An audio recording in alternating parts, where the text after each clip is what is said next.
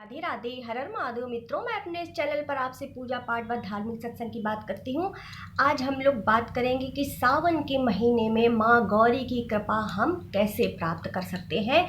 तो सावन के महीने में माता गौरी की कृपा हम मंगला गौरी व्रत को करके पूरी तरीके से प्राप्त कर सकते हैं। तो आइए जानते हैं मंगला गौरी व्रत का महत्व। धर्म शास्त्रों के अनुसार मंगला गौरी व्रत सुहागिन महिलाएं और कुंवारी लड़कियां रखती हैं। मंगला गौरी व्रत करने से मंगल दोष दूर होता है और शीघ्र विवाह के योग बनने लगते हैं। इस विधि पूर्वक कहते हैं, देखिए, इसको विधि पूर्वक माँ गौरी की पूजा करने से अखंड सौभाग्य का आशीर्वाद प्राप्त होता है।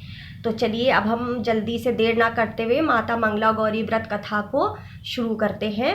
पौराणिक कथा के अनुसार एक शहर में धर्मपाल नाम का एक व्यापारी रहता था। उसकी पत्नी बहुत खूबसूरत थी और उसके पास धन संपत्ति की भी कोई कमी नहीं थी, लेकिन उन लोगों को संतान नहीं थी। कहते हैं कि संतान ना होने के कारण वे दोनों बहुत दुखी रहा करते थे।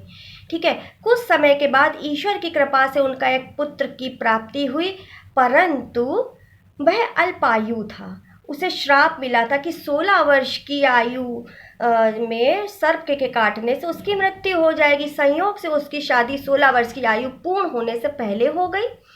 जिस कन्या से उसका विवाह संपन्न हुआ था, उस कन्या की माता मंगला गौरी, वह कन्या माता मंगला गौरी का व्रत जो है वो किया करती थी।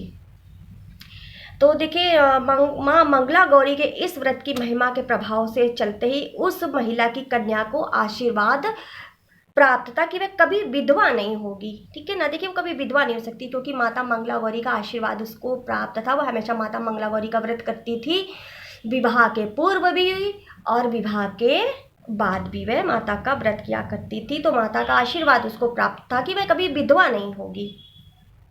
कहा जाता है कि अपनी माता के इसी व्रत के प्रताप से धर्मपाल की बहू को अखंड सौभाग्य की प्राप्ति हुई और उसके पति को 100 वर्ष की लंबी आयु प्राप्त हुई थी।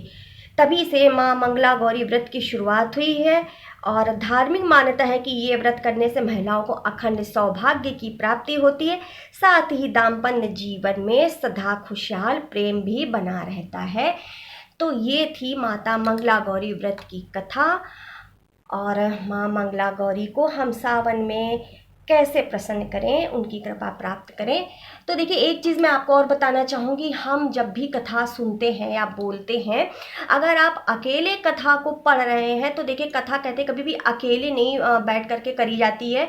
आप उस चीज़ में ये कर सकते हैं कि जब आप कथा कर रहे हों और आप अकेले हो, कोई ना हो, तो आप एक लोटे में, एक कलश में थोड़ा सा जल रखिए, उस पर थोड़े से अक्षर डाल के उस जल को सामने रख लें और फिर कथा को बोलें। कहते कथा कभी अकेले नहीं सुनी जाती। और कहते कथा पढ़ते समय अगर कोई साथ में बैठा तो उनसे बोले वो हुंकारी भरे, जैसे कि बोलते हैं, इस तरीके से। बस तो इस तरीके से माता गौरी की कथा पूर्ण हुई। आप भी सुनिए, सबको सुनाइए। राधे राधे, हर हर महादेव।